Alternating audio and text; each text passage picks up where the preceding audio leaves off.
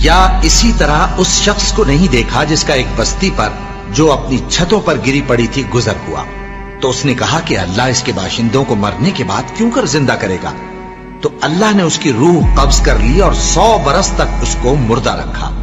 پھر اس کو جلا اٹھایا اور پوچھا تم کتنا عرصہ مرے پڑے رہے ہو؟ اس نے جواب دیا کہ 1 دن یا اس سے بھی کم۔ اللہ نے فرمایا نہیں بلکہ 100 برس مرے رہے ہو، اور اپنے کھانے پینے کی چیزوں کو دیکھو کہ اتنی مدت میں مطلق سڑی بسی نہیں، اور اپنے گدھے کو بھی دیکھو جو مرا پڑا ہے۔ غرض ان باتوں سے یہ ہے کہ ہم تم کو لوگوں کے لیے اپنی قدرت کی نشانی بنائیں، اور ہاں گدھے کی ہڈیوں کو دیکھو کہ ہم ان کو کس طرح جوڑے دیتے اور ان پر کس طرح گوشت پوست چڑھائے دیتے ہیں۔ جب یہ واقعات اس کے مشاہدے میں آئے تو بول اٹھا کہ میں یقین کرتا ہوں کہ اللہ ہر چیز پر قادر ہے۔ اور جب ابراہیم نے اللہ سے عرض کیا کہ اے پروردگار مجھے دکھا کہ تو مردوں کو کیوں کر زندہ کرے گا، اللہ نے فرمایا کیا تم نے اس بات کا یقین نہیں کیا؟ انہوں نے کہا کیوں نہیں، لیکن میں دیکھنا اس لیے چاہتا ہوں کہ میرا دل اطمینان کامل حاصل کر لے۔ فرمایا کہ 4 پرندے لے لو، پھر ان کو اپنے سے ہلا لو اور ان کے ٹکڑے ٹکڑے کر دو، پھر ان کا ایک ایک ٹکڑا ہر ایک پہاڑ پر رکھ دو، پھر ان کو بلاؤ تو وہ تمہارے پاس دوڑتے چلے آئیں گے، اور جان رکھو کہ اللہ غالب ہے، صاحب حکمت ہے۔ حضرت عزیر علیہ السلام کا گزر ہوا، انہوں نے دیکھا کوئی متنفس نہیں، تو انہوں نے کیا کہا؟ قال انا یحیی ھذہ اللہ بعد موتہا، اللہ اس بستی کو اس کے اس طرح مردہ اور برباد ہو جانے کے بعد کیسے زندہ کرے گا؟ اب اس میں کیسے احیاء ہو سکتا ہے؟ دوبارہ کیسے اس میں لوگ آ کر آباد ہو سکتے ہیں؟ اتنی بڑی بربادی، اتنی تباہی، کوئی متنفس نہیں، کوئی 2 اینٹیں سلامت نہیں۔ فَأَمَاتَهُ اللَّهُ مِئَةَ عَامٍ ثُمَّ بَعَثَهُ، تو اللہ نے اس پر موت وارد کر دی 100 برس کے لیے، اور پھر انہیں اٹھایا۔ قَالَ كَمْ لَبِثْتَ، سوال کیا کتنے عرصے رہے ہو یہاں؟ حضرت عزیر جو ہیں، چونکہ جو رینائسنس ہوا ہے تاریخ بنی اسرائیل میں، اس کے نقیب، اس کے اصل جو بنیاد ہے وہ یہ ہے۔ انہوں نے پھر اصلاح کی، جو زوال ان میں آیا تھا اخلاقی اور دینی، پھر یہ اٹھے کمر کس کر جب اللہ تعالیٰ نے یہ مشاہدات کرا دیے، اور پھر جا کر وہاں تبلیغ کی اور دعوت کی دی، اور وہ ان یہودیوں کے اندر جو کیپٹیوٹی میں تھے انہیں پھر اصل دین کی تعلیم دی، روح دین کو زندہ کیا، تو گویا کہ وہاں سے پھر ان کا احیاء ہوا ہے۔ کب لبثت، کتنے عرصے رہے ہوگے تم؟ قال لبثت یوما و بعض یوم، اب اس کو ایسے محسوس ہوا جیسے سویا تھا تھوڑی دیر کے لیے، میں 1 دن رہا ہوں یا دن کا کچھ حصہ۔ قال بل لبثت 100 عام، نہیں، اللہ نے فرمایا نہیں، تم 100 سال رہے ہو۔ فانظر الى طعامک و شرابک لم یتسنہ، تو ذرا اپنے کھانے اور جو مشروب تمہارے ساتھ تھا سفر میں، ذرا اس کو دیکھو، ان کے اندر کوئی بساند پیدا نہیں ہوئی، سڑے نہیں ہیں، ان کے اندر کوئی خرابی پیدا نہیں ہوئی۔ وانظر الی حمارک، آپ دوسری طرف اپنے گدھے کو دیکھو جو تمہاری سواری کا گدھا تھا۔ وَلَنَجْعَلَكَ آیَةً لِلنَّاسِ، وہ بالکل ختم ہو چکا تھا، اس کی ہڈیاں ہی رہ گئی تھی، گوشت گل چکا تھا، کچھ نہیں تھا، 100 برس۔ وانظر الی حمارک وَلِنَجْعَلَكَ آیَةً لِلنَّاسِ، اور ہمیں تو بنانا ہے تجھے ایک نشانی لوگوں کے لیے، یعنی خود اے عزیر تمہیں ایک نشانی بنانا ہے، اور تمہیں نشانی بنانے کے لیے یہ نشانی ہم تمہیں دکھا رہے ہیں تاکہ یقین جو ہے، یقین کامل تمہارے اندر پیدا ہو جائے۔ وانظر الی حمارک ولنجعلک آیۃ للناس وانظر الی العظام، اب دیکھو ان ہڈیوں کو، کیف ننشزھا، کیسے ہم انہیں اٹھاتے ہیں، ابھارتے ہیں، وہ ہڈیاں خود ابری اور جڑ کر کھڑی ہو گئی۔ ثم نکسوھا لحما، پھر دیکھو تمہاری نگاہوں کے سامنے اس کو گوشت پہناتے ہیں۔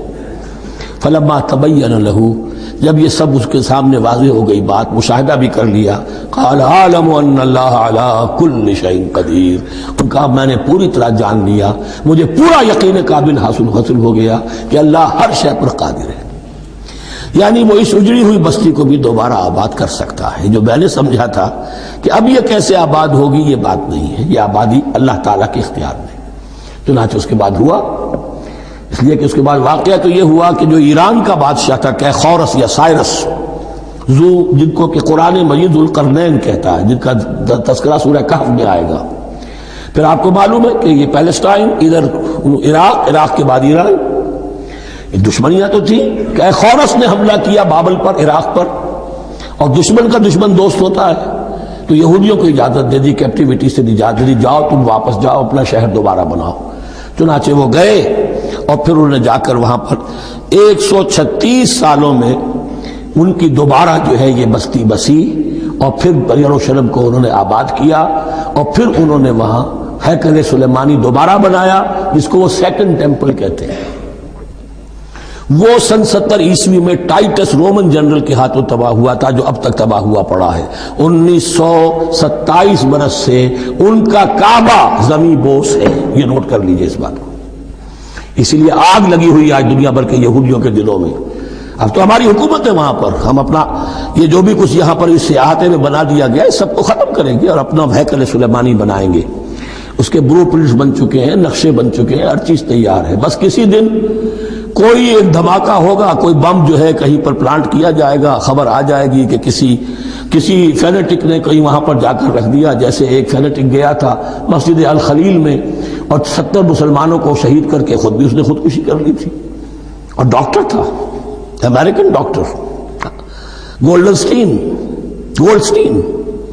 اسی طریقے کا کوئی فینیٹک جائے گا اور وہ اس کو گرا دے گا، پھر کہیں گے جب یہ گر ہی گیا ہے، جیسے مسجد ایودھیا کا معاملہ ہے، اب گر گئی ہے تو بھائی ہمیں رام مندر بنانے دو، کاہے کو تم اب یہ مسجد کاہے کو بناتے ہو. وہ ہوگا، اور یہ میں سمجھتا ہوں کہ چند ہفتوں کی یا چند مہینوں کی بات ہے، یہ ہونے والا ہے فوراً. بہرحال یہ تو ہو گیا حضرت عزیر کا قصہ. اب اسی طرح کا ایک معاملہ حضرت ابراہیم کا مشاہدہ ہے. وَإِذْ قَالَ إِبْرَاهِيمُ رَبِّ أَرِنِي كَيْفَ تُحْيِي الْمَوْتَى. اور یاد کرو جب کہ ابراہیم نے بھی کہا تھا پروردگار ذرا مجھے دکھا دے، مشاہدہ کرا دے تو مردوں کو کیسے زندہ کرے گا. قَالَ أَوَلَمْ تُؤْمِنْ. اللہ تعالیٰ کا سوال جو ہے بڑا بہت تیکھا ہے، تو کیا تم ایمان نہیں رکھتے؟ قَالَ بَلَىٰ. ایمان تو میرا ہے، میں مانتا ہوں ایمان ہے، وَلَٰكِن لِيَطْمَئِنَّ قَلْبِي. پورا دل کا اطمینان چاہتا ہوں، پورا یقین ہو جائے. اور یہ انبیاء کا معاملہ ہے، سب کا ہے. انبیاء کو چونکہ ایمان اور یقین کا ایک ایسی فرنس بنانا ہوتا ہے کہ جن سے ایمان و یقین دوسروں میں سرایت کرے، تو ان کے ایمان و یقین کے لیے انہیں مشاہدات ایسے کرا دیے جاتے ہیں کہ پھر ان کے لیے وہ ایمان صرف ایمان بالغیب نہیں رہتا، بلکہ وہ ایمان بالشہود بھی ہو جاتا ہے. کذالک نری ابراہیم ملکوت السماوات والارض. اسی طرح ہم نے دکھائے ابراہیم کو آسمان اور زمین کے ملکوت، جو بھی ہماری حکومت ہے، جو وہ مخفی حکومت ہے، جو کاسمک ایک اسٹیٹ ہے، اس کی گورنمنٹ ہے، اس کے تمام اہلکار ہیں، فرشتے ہیں، ہم نے مشاہدہ کرایا ابراہیم کو. حضور کو اسی لیے شب معراج میں لے جایا گیا کہ ہر شے کو اپنی آنکھوں سے دیکھ لے. تو وہ یقین کامل پھر ہو جاتا ہے کہ جس میں کسی درجے میں بھی پھر تو یہ ہے کہ وہ خود ایک بھٹی بن جاتے ہیں ایمان اور یقین کی.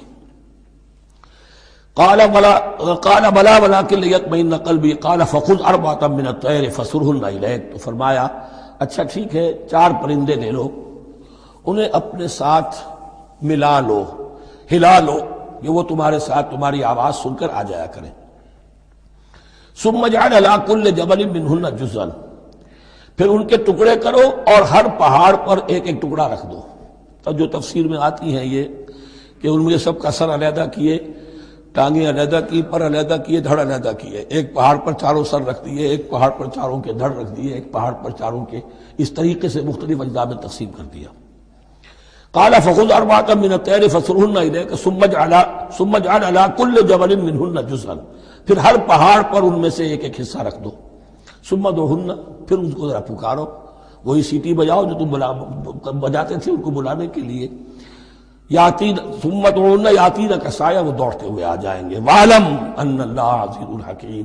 اور جان لو اس بات کو یقین کے ساتھ کہ اللہ تعالیٰ زبردست ہے، کمال حکمت والا.